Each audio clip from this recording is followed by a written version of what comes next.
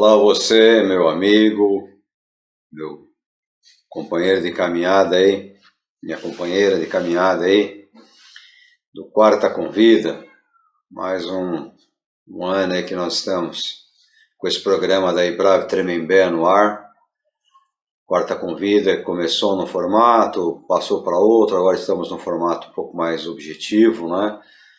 Lembrando que uma vez por mês nós temos o nosso Convida Cast, que é o nosso bate-papo, sempre com alguém que tem experiências para repartir e coisas bacanas, né? Então a gente faz aquele formato podcast, aquele bate-papo gostoso, toda a última quarta-feira de cada mês. E o Quarta Convida continua com o seu propósito, o propósito de exaltar o Cristo, Cristo da cruz, Ele que é a razão, Ele que é a vida, Ele que é o tudo.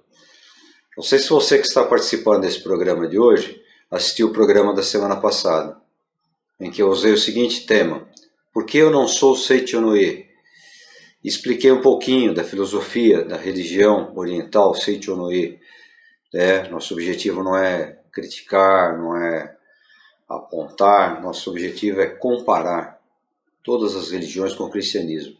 E hoje nós vamos falar um pouquinho sobre por que eu não sou religião, ou não pertenço a uma religião personalista. O que é uma religião personalista? É uma religião que normalmente ela é formada em torno de um personagem. O cristianismo não deixa de ser uma religião personalista, né? Porque ela é formada em torno do personagem Cristo. O grande diferencial do cristianismo para outras religiões. O cristianismo ele aponta para o Cristo da cruz. O Cristo, sua missão, o Cristo, sua oferta na cruz como nosso Salvador, o Cristo como o único que venceu a morte, ressuscitou ao terceiro dia, e o Cristo como companheiro, como ele diz lá no finalzinho do Evangelho segundo São Mateus, que estaria conosco todos os dias até a consumação dos séculos. Então, algumas outras religiões é que o cristianismo ele aborda de uma forma geral. O apóstolo São Paulo vem falar sobre o cristianismo, os apóstolos de Jesus vêm falar sobre o cristianismo, e o cristianismo tem uma etapa na sua dimensão, na sua história, em que aparecem muitos pais da igreja, Tomás de Aquino, São Jerônimo, enfim, eu não vou falar aqui porque são muitos, né? E minha memória talvez vai me largar na mão. Mas muitos pais da igreja que vieram com sugestões, com contribuições positivas para que o cristianismo fosse se fundamentando cada vez mais como uma religião, talvez uma das mais fortes que existem. Mas religiões personalistas, eu vou usar um pouquinho um trabalho que eu fiz alguns anos atrás. Olha, esse aqui é um trabalho que eu fiz, é um caderno, né? E fala sobre o caráter cristão, trabalhando o caráter cristão. Eu fiz aqui para a EBD, a Escola Bíblica aqui da nossa igreja, uma época que a gente produzia os materiais, nós produzíamos o nosso próprio material. Esse aqui, tá aqui, ó, um pequeno estudo sobre religiões e seitas. Então eu compilei isso aqui, foi fruto de bastante estudo, bastante pesquisa, eu pesquisei bastante para trazer esse trabalho com vocês. E aqui eu comento um pouquinho sobre religiões. Alguém uma vez perguntou para mim se podia enviar esse caderno, se podia comprar, adquirir esse caderno. Não sei se hoje em dia vale a pena, né? Porque onde eu tinha o meu backup com esse material, olha, primavera de 2005. Primavera de 2005 está aqui. Onde eu tinha o meu backup, eu perdi. Eu tinha no computador e no HD, eu perdi, estragou os dois, né? Então isso aqui eu teria que xerocar, não sei se vale a pena. Mas eu vou passar um pouquinho com você aqui para você ter uma ideia, tá bom?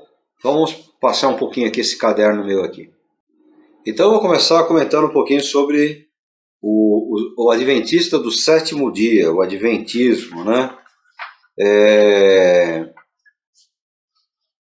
O Filho do Homem é Senhor até do sábado, ou até do sábado ele é Senhor. Tenho aqui vários textos bíblicos que não posso colocar porque o tempo nosso é curto, mas vários textos, inclusive os textos do Evangelho de São João, do Evangelho segundo São Mateus 5,17, o próprio apóstolo Paulo, Romanos 5,18, 3,20, onde ele fala, né, que o Senhor Jesus é Senhor de tudo, inclusive do sábado. Então, por que eu estou falando isso? Porque o adventismo, principalmente o adventista do sétimo dia, eles têm uma origem em uma pessoa chamada William Miller, tá? Que era numa família batista. William Miller era batista. E ele foi pregador do evangelho, tudo. E depois ele começou a formar um grupo, que mais tarde foi reconhecido como os Adventistas. E por que eu estou falando do sábado? Porque uma das doutrinas é a guarda do sábado. Eles acreditam que o sábado é o 7º dia, e o 7º dia Deus descansou, então ele virou um dia sagrado, né? O termo sábado no hebraico é Shavá. Shavá não significa um dia da semana. Shavá significa descanso. Por isso que Deus fez o mundo, formou o homem, viu que tudo era bom, e no 7º dia, no Shavá, ele descansou, né? Nem sabemos se esse sábado que nós temos hoje, no nosso calendário cristão, ele é o mesmo sábado lá dos princípios, né? Se já não mudou, sei lá. O calendário já mudou tantas vezes. Então a origem é no William Miller. No William Miller. Por isso que é uma religião personalista, tá? Por volta de 1818, Miller começou a alertar a esse grupo que ele criou que Cristo voltaria à Terra nos próximos 20 anos. Então, em 1818, ele começou a alertar que nos 20 anos seguintes, Cristo voltaria. Em 1831, ele declarou que esse evento ocorreria em 23 de março de 1843, né? Tomando por base algumas passagens do livro do profeta Daniel, capítulo 8, versos 13 e 14. Então, fazendo as contas, 2.800 tardes e manhãs correspondentes a 2.300 anos, ele achou que o retorno se daria, contando do retorno de Esdras no exílio, em 23 de março de 1843. Não precisa dizer que isso não aconteceu. A gente está aqui continuando aqui, aguardando a manifestação do Senhor Jesus. Depois ele andou marcando outras datas aí, né? Marcou 22 de 10 de 44 e foi tendo problemas porque isso não foi acontecendo.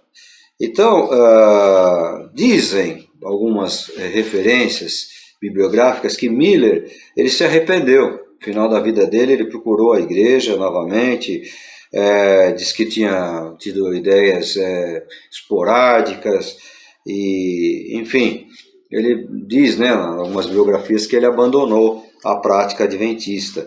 Mas ele deixou alguns seguidores, né, Hiram Edson, Joseph Bates, James e Ellen White. Essa última aí que pega bastante, a dona Ellen White. A dona Ellen White, ela é uma outra personalidade, uma outra personagem do Adventismo. E ela dizia ter revelações e visões especiais de Deus. Olha, na outra semana eu vou comentar um pouquinho sobre o que é uma seita, né? O que caracteriza uma seita. Quando uma pessoa começa a ter visões e manifestações especiais de Deus, a gente tem que tomar cuidado, porque Deus não tem filhos prediletos. A Escritura ela foi fechada, a Bíblia Sagrada ela foi fechada há muitos anos. O cânon sagrado foi fechado, é o que nós cremos e nós seguimos. Inclusive a Igreja Adventista segue o mesmo padrão canônico que nós, é a mesma Bíblia deles, né? Mas eles guardam essas revelações, essas manifestações de Dona Ellen White. Eu sei que hoje, talvez alguns adventistas vão me ouvir e falar, não, mas a minha igreja adventista não é mais assim. Eu sei que existem grupos que não guardam mais o sábado, são raros. Existem grupos também que não seguem mais a Dona Ellen White com as suas visões, com as suas revelações, tá? Mas a guarda do sábado, para muitos deles, é um mandamento, como se fosse uma preservação da salvação. Então eu pergunto para você, há quanto tempo existe a Bíblia e quantos anos a Dona Ellen White vem falando aqui que ela tem a revelação de Deus, que ela é exclusiva, etc, etc. Não é? Posso compará-la ao apóstolo São Paulo? Posso compará-la aos discípulos de Jesus Cristo? São Lucas, São Mateus, São Tomé, São Judas? Não posso compará-la, não é? Ela passou, ela nasceu num tempo, morreu e acabou. Mas deixou aí um legado muito grande. A religião adventista é muito grande. Como eu falei, eu estou aqui dando uma pinceladinha, né? Por que eu não sou personalista? Por que eu não sigo uma religião personalista? Porque as pessoas passam, a Bíblia fica, a palavra fica. Cristo ressuscitou dos mortos, Cristo não está morto. O sepulcro da dona Ellen White deve estar em algum lugar por aí. Os ossos dela estão por aí, ou já se desintegraram, vamos dizer assim.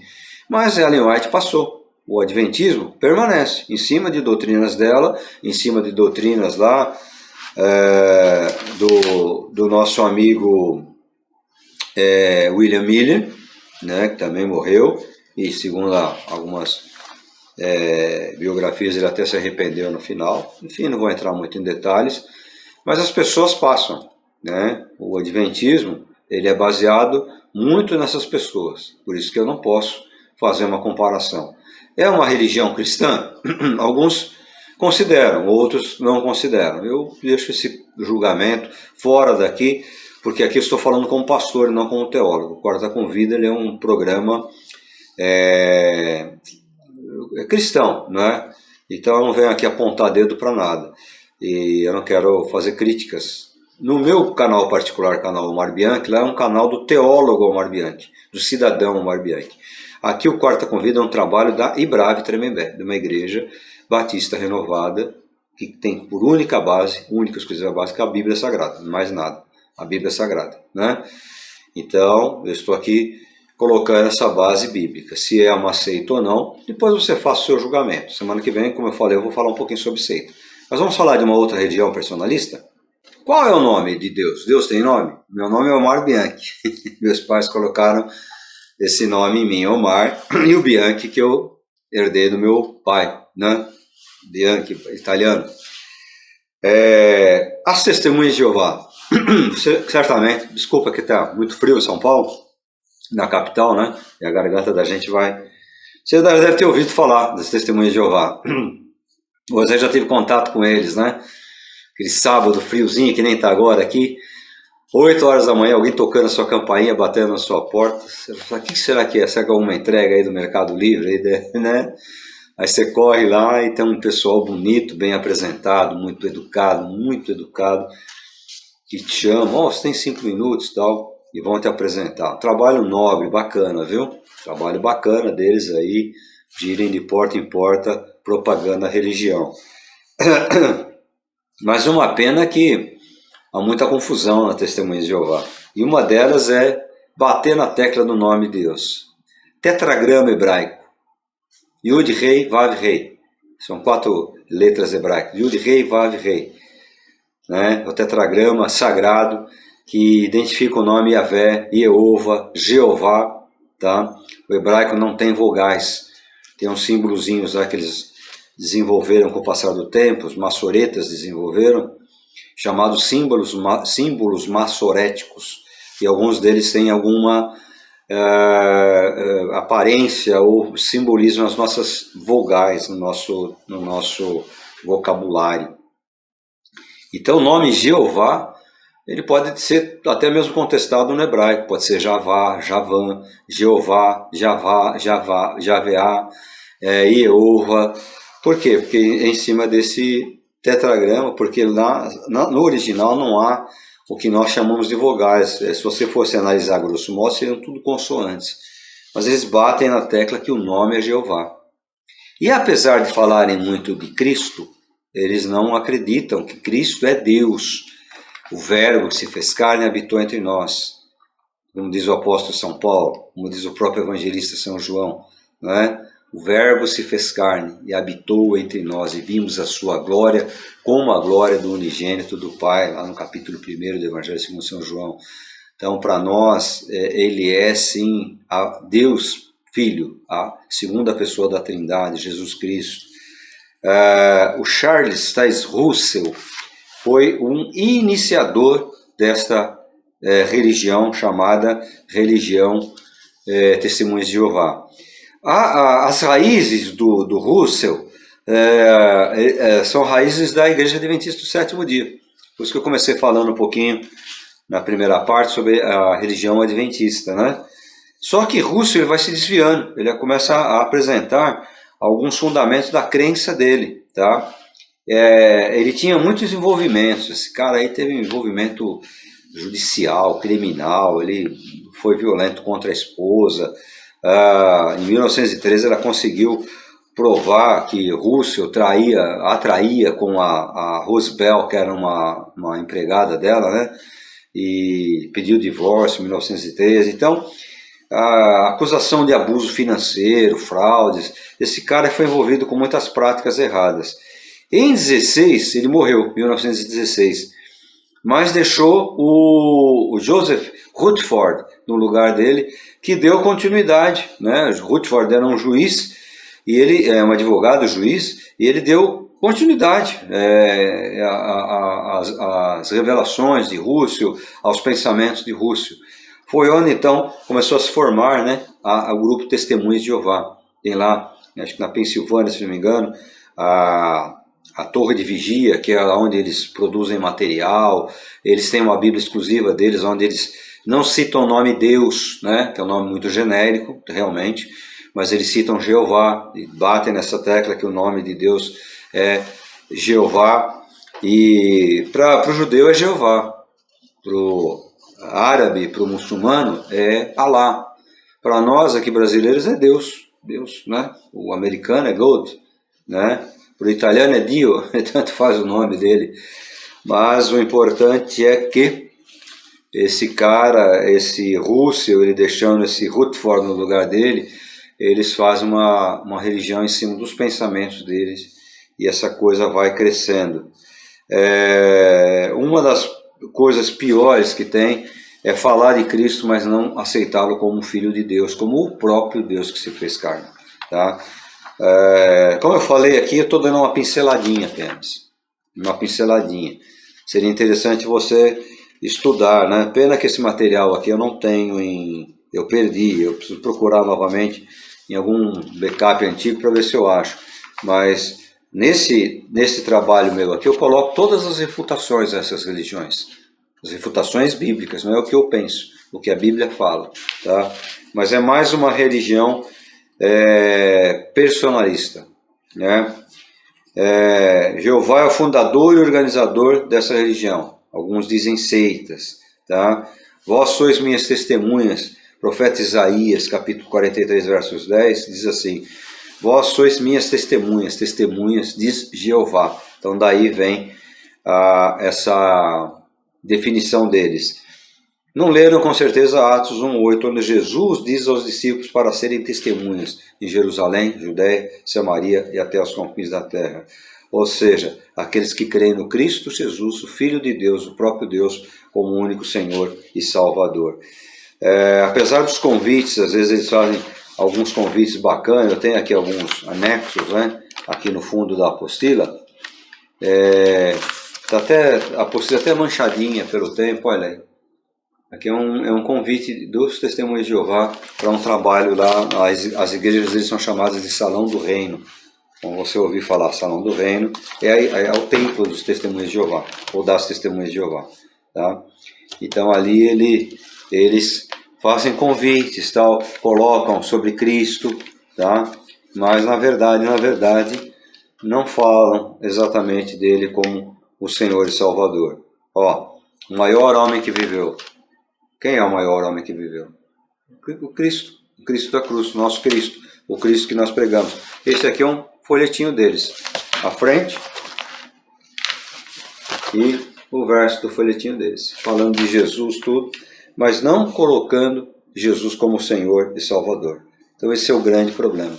Mais uma religião baseada numa pessoa, num homem, numa revelação. Por isso ela está em desconformidade com a Escritura Sagrada. Por isso que eu não sou testemunha de Jeová. E por fim, falar um pouquinho sobre os Mormons, a Igreja de Jesus Cristo dos Santos dos Últimos Dias. Você já deve ter visto bastante por aí, né? Igreja de Jesus Cristo dos Santos dos Últimos Dias.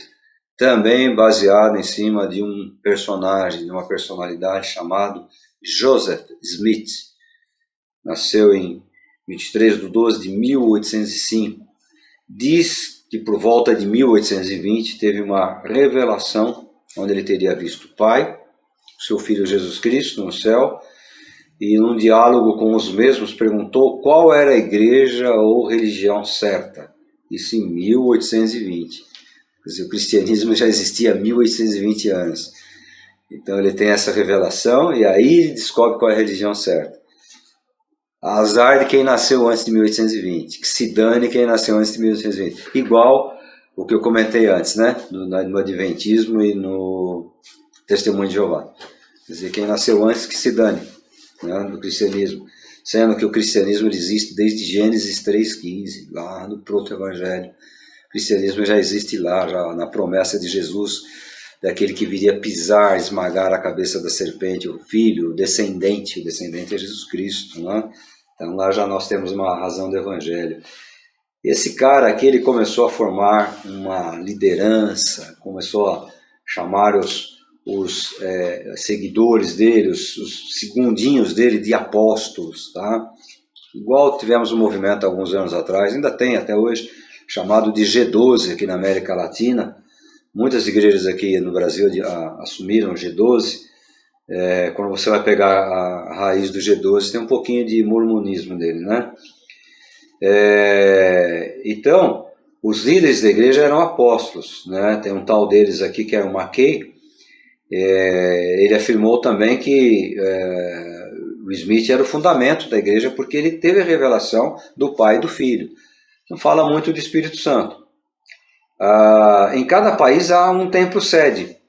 Então, o templo-sede mundial é em Salt Lake, lá nos Estados Unidos. Mas aqui em São Paulo, aqui na capital paulista, tem bastantes templos grandes, um lá para o lado da Vila Sônia, indo lá para o Morumbi, tem um templo grande lá, né? Creem na Bíblia, como adventistas, como Testemunho de Jeová, tá? Mas eles dão mais valor ao chamado Livro dos Mormons, o Livro dos Mormons, tá ok?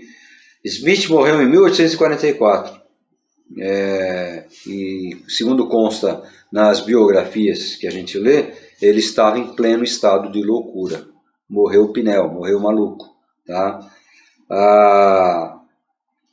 Então aqui eles têm muitas confusões, inclusive essa revelação desse tal de anjo aí que falou para eles aí, tal de anjo Moroni, ou Moroni, como se fosse o Espírito Santo revelando, inspirando, né? O Espírito Santo é Deus, Deus Pai, Deus Filho, Deus Espírito Santo. São 3 em 1, 1 em 3. É o mistério da Trindade, a Santa Trindade, a Trindade Santa, que é uma das bases, um dos pilares dos ensinamentos do cristianismo. A Trindade, nós cremos na Trindade. Quando descemos alguém às águas, ou quando oramos por alguém, por alguma pessoa, oramos em nome do Pai, do Filho e do Espírito Santo. Pai, o Deus amoroso, Criador de todas as coisas. O Filho, o único Senhor e Salvador no caminho que nos leva até o Deus vivo, Deus Criador. E o Espírito Santo, nosso companheiro, nosso conselheiro, prometido por Jesus Cristo no Evangelho, segundo São João, capítulo 17, o cumprimento vem lá no livro de Atos, a partir do capítulo 1, verso 8 em diante, a revelação, o ministério do Espírito Santo em meio à sua igreja, e que permanece até hoje. Então é o Pai, o Filho e o Espírito Santo. Em teologia nós chamamos isso de economia divina, né?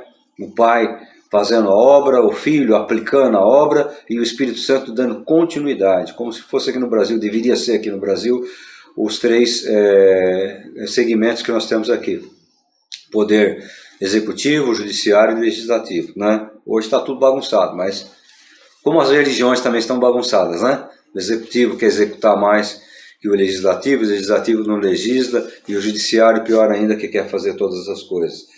Então, eles creem um sacerdote de Cristo através de Arão e Melquisedeque, que são 2 personagens lá do Antigo Testamento. Tá? São acusados de poligamia, vários casamentos. Tem filme, eu tenho aqui nessa apostila, insightzinhos, né? Que eu peguei de filmes que estão aí na época, 2007, 2008, esses filmes estavam em cartaz aqui no Brasil, e deu uma polêmica lascada. Um outro problema grave, muitos mormons, aqui eu posso até, eu tenho aqui as fontes, né, mas eu posso até sofrer uma punição aí, mas muitos mormons são acusados de serem pertencentes a uma seita chamada Ku Klux Klan, não sei se você já ouviu falar, Ku Klux Klan, que queimava negros, né, perseguia negros, eles matavam negros, eles eram totalmente racistas, né? Então, muitos deles também têm, eles acusam batistas também de pertencer, muitos batistas, muitos considerados protestantes participando dessa seita absurda. Como é que pode um negócio desse? Mas as confusões doutrinárias são muitas, né? Nós cremos num Deus que é onipresente, onisciente, onipotente, e os mormons afirmam que, como homem, Deus foi um homem comum, né? O homem poderá vir a ser, via de regra, segundo o livro deles, um Deus comum, um homem comum. Deus é um homem comum. Negam a Trindade e não aceitam Deus como Espírito Santo. Como eu falei, esse anjo aí traz a revelação.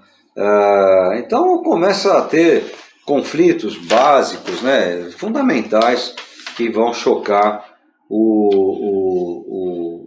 a nossa base fundamental, que é a base do cristianismo. Pessoal, alguém perguntou para mim quanto ficaria o custo dessa apostila. Ela tem 50 e poucas páginas, algumas não vão sair muito legal.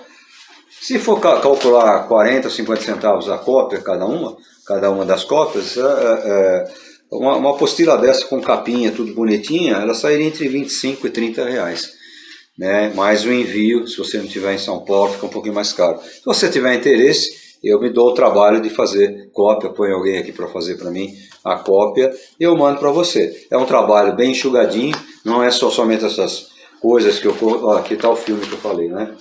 3 é demais. Esse filme aqui foi muito criticado, os mormons protestaram, tá? Aqui está uma foto do Smith aqui, ó, nesse cantinho aqui, ele é o Smith, o fundador, e a igreja de Salt Lake, olha, um prédio enorme. Assim como as Testemunhas de Jeová, que estão lá na Pensilvânia, eles têm um poderio financeiro muito grande, tá? Se te interessar, você fala. É um compiladinho, é um trabalho da igreja, mas eu não tenho problema de passar para você, não.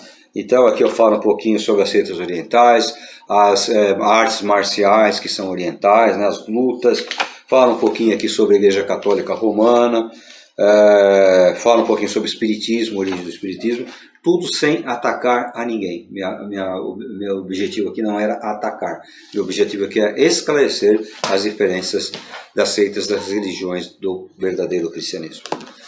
Obrigado. Tá, esse assunto eu tive que avançar um pouquinho mais aí nos videozinhos, porque é um assunto muito profundo, mas eu espero que Deus esteja falando com você, abençoando a tua vida. E a minha oração final agora é que Deus guarde você, guarde a sua família, e que quarta que vem nós possamos estar juntos para termos mais uma quarta diferente, uma quarta que traz vida, porque é uma quarta que convida você a ter vida. Até lá, em nome de Jesus, Ele que é a razão, Ele que é a vida, Ele que é o tudo.